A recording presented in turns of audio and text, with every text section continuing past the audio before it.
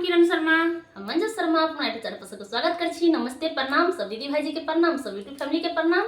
और हम दोनों देवरानी जेठानी जा रहल छी बहुत प्यारा सा कोहबर गीत गाब। अहाँ सब जरूर सुनब, कमेंट करके जरूर बताएब गीत केहन लागल नहीं लागल। बहुत प्यारा हमरा सा सबके दुल्हा दुल्हन ससुराल से जब दुल्हा दुल्हन दुनू अबै छथिन मेके से विदाई भ क तो ससुरा में पहले कोहबर होइ छै। डाला में चलल के बाद कोहबर घर में बैठे छै, पहले कोहबर गायल जाइ छै।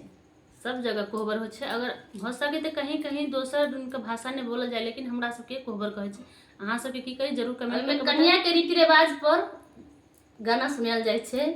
अहाँ सब जरूर सुनो, जाइत कर जरूर बताएब। गीत बहुत प्यारा सा है, कोहबर गीत छै। अहाँ सब प्यारा आशीर्वाद अपना देते रहे और शेयर ज्यादा करो, कमेंट नहीं राम में छियै प्राण